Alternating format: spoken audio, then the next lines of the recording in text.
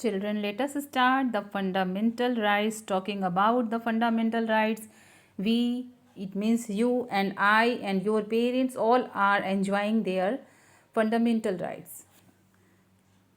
But are you knowing about fundamental rights? How many fundamental rights we are having and which one? Let us talk from starting. The fundamental rights are basic human rights which provide the conditions essential for the all round development of a human being. यानी हमारे लिए ये बहुत ज़रूरी है. Can you imagine the situation your fundamental rights have been taken from you? Can you imagine that situation? You cannot live without that. They protect people against unjust discrimination among members of the community. They don't make distinction between human beings based on race, color, sex, religion or other such consideration. यानी ये जो fundamental rights हमें मिली हुई है, right to equality, right to freedom and then right to follow any freedom to religion and right against exploitation, cultural and educational rights, right to freedom of religion and right to constitutional remedies. Children, all these rights are given to us, and the seventh right, right to education, also given to us by the government, by the constitution, not on the behalf of color, sex, religion or any consideration. It is, they don't make distinction between human beings based on this. यानी it is given to all of us.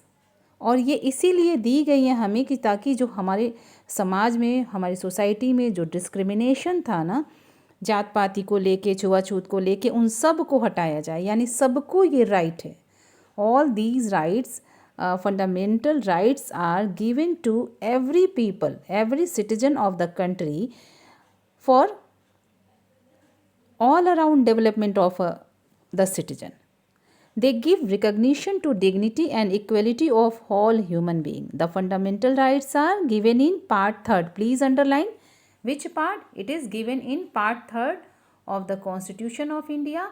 They are classified to the following categories. One by one all the categories just now before few minutes I named out, but again I am giving the name. The categories, the first category is the right to equality, that is given in part 3rd of the Constitution from Article 14 to Article 18. Which right? The right to equality. What is right to equality? Let us continue. Before explaining right to equality, I want to explain you all the rights in the flowchart form. It is given here. Right to equality first. Second, right to freedom. Third, right against exploitation. Fourth, freedom of religion. Fifth, cultural and educational rights. Sixth, right to constitutional remedies. And the seventh one, right to education, that was added in the Constitution by which amendment? That was added in the Constitution by 86th Amendment in 2002. Okay, we will continue it in next part of the chapter. Let us see. So now let us start right to equality. Right to equality, that is given in the Constitution from the Article 14 to Article 18. The success of Indian democracy largely rests on the right to equality of the citizens. The right to equality has political, social, economic components. What is this? Let us continue. क्या दिया है? Let us see. Equality before law. Article 14 guarantees both equality before law as well as equality in protection by law irrespective of economic status, caste, color, creed, religion और sex. आपने सुना होगा कई बार ये statement कि कानून की नज़र में सब समान है. You can see here this picture. Right to equality. Everyone is equal before the law. कोई भी जाति, धर्म या रिलीजन या फिर स्टेटस के आधार पे कानून के सामने ऊंचा या नीचा नहीं होता। Practice of any kind of discrimination on these accounts make it punishable offence, यानी किसी भी रूप में अगर ये इनइक्वालिटी की जाती है किसी के साथ में तो this is punishable offence. Now article 15 what is given here. Article 15 prohibits discrimination on grounds of mentioned in Article 14. For example, admission to educational institution, allotment of shops, etc. have to be made without discrimination. यानी इन सब चीज़ों में कोई भी discrimination यानी पक्षपात नहीं होना चाहिए। Mentioned in Article 14, this ensures social and economic equality. यानी you know ना, now the time every students is worried about the admission के लिए एक क्राइटेरिया होता है, वो सबके लिए इक्वल होता है। Some criteria is given for the admission ना, तो वो सबके लिए इक्वल होता है। No discrimination is there. ना equality of opportunity. Article 16 provides for equality of opportunity for all the citizens in matters relating to employment in an office under the central or state government, यानी equal opportunity is there for the employment for the job in central government और state government, सबके लिए समान जो है opportunity है। It's prohibits any sort of discrimination on grounds of mentioned in article 14, यानी किसी भी तरह का जो है डिस्क्रिमिनेशन नहीं होना चाहिए जैसा कि आर्टिकल 14 में लिखा है। On the ground of status, caste, colour and creed, religion, किसी भी तरह का डिस्क्रिमिनेशन नहीं होना चाहिए।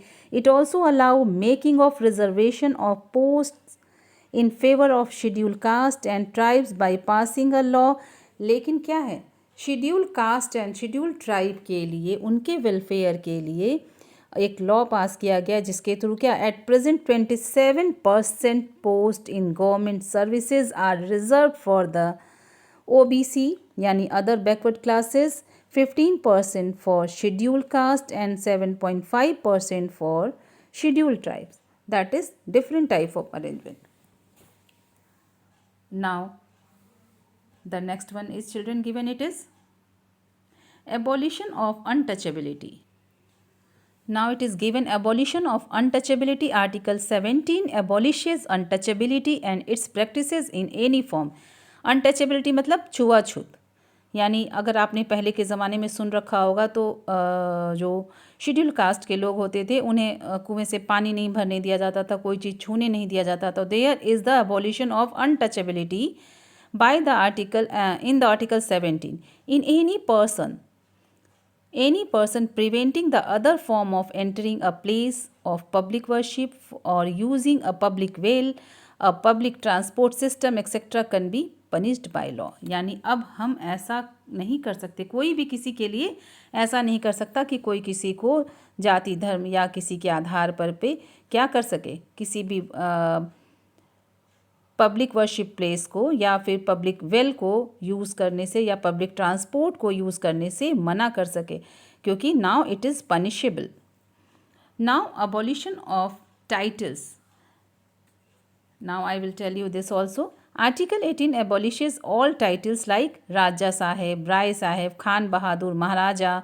यानी होता क्या था कि ब्रिटिशर्स के टाइम में ब्रिटिशर्स की जो चापलूसी करते थे ना, तो ब्रिटिशर्स उनको ये इस तरह की टाइटल दे दिया करते थे, राय साहेब, खान बहादुर, इस तरह की टाइटल दे करके लोग उनकी फ्लैटरिंग करते थे और वो उनको इस तरह की टाइटल दे दिया करते थे। These titles are considered a negation of equal status for all. यानी ये माना गया कि इस तरह के टाइटल से वो समाज से अलग उनका हो जाता है position. This is not equal for all. However, titles such as Bharat Ratna etc. given for meritorious public services or titles in field of sports, academic honors और military services are not covered by this provision. यानी जो title ये इस तरह की meritorious service के लिए दी जाती है वो इसके अंदर इंक्लूड नहीं होती हैं। The titles given by the Britishers in the previous time that was abolished by the law article 18, यानी ये आज की जो टाइटल मेरिटोरियस टाइटल है उन पर लागू नहीं होती। The 42 amendment act 1976 puts certain restriction on the right to equality, a person cannot move the court if his right to equality is restricted to implement the directive principle of state policy. बेटा ये जो point है मैं अभी भी यहाँ clear करने की कोशिश कर रही हूँ, but again I am telling you when you will study the chapter right directive principle, then it will be more clear. It is given here by the 42nd Amendment Act 1976 के अनुसार जो है राइट टू इक्वलिटी पे कुछ क्या लगता है, restrictions लग जाते हैं. रिस्ट्रिक्शन यानी कुछ लिमिटेशंस बन जाते हैं. A person can not move to the court if his right to equality is restricted, यानी किसी भी पर्सन की राइट टू इक्वलिटी जो है रिस्ट्रिक्ट हो जाती है, छिन जाती है, हर्ट हो जाती है, वायलेट हो जाती है. कब? To implement the directive principle of state policy, यानी अगर किसी directive principle of state policy के तहत, यानी if any government is following directive principle of state policy and his और her right to equality is hurting, the person can not move to the court. It means directive principle किस लिए? For the welfare of all the people. मान लो for example sometimes what is there in the society, ये क्या roads बनती हैं, fly overs बनते हैं. तो फ्लाई ओवर बनते हैं तो क्या होता है, फ्लाई ओवर के आसपास की जिनकी जो शॉप्स, जो दुकानें, जो मकान होती हैं, वो क्या होते हैं, कुछ पार्ट फ्लाई ओवर में या फिर रोड में चले जाते हैं, या फिर फ्लाईओवर बन गया तो उनकी जो शॉप की है उसकी वैल्यू कम हो गई. तो क्या हुआ, इस तरह से क्या हुआ, उनकी पर्टिकुलर शॉप की वैल्यू कम हुई, जो लोग की शॉप वहाँ पे थी, उस एरिया में थी, बाकी सबकी तो नहीं हुई ना. तो this is not right to equality, यानी उसी एरिया के लोगों का अधिकार छीना, सबका अधिकार नहीं छीना. तो क्या हुआ, but it is welfare for all the city people, यानी उस शहर के सबके लोगों की भलाई के लिए फ्लाईओवर बन रहा है. तो now this is following directive principle and hurting the right to equality of anyone, so the person cannot move. This is called restriction on right to equality of someone can be followed if the implementation of directive principle is there. It can be possible, the person cannot move to the court.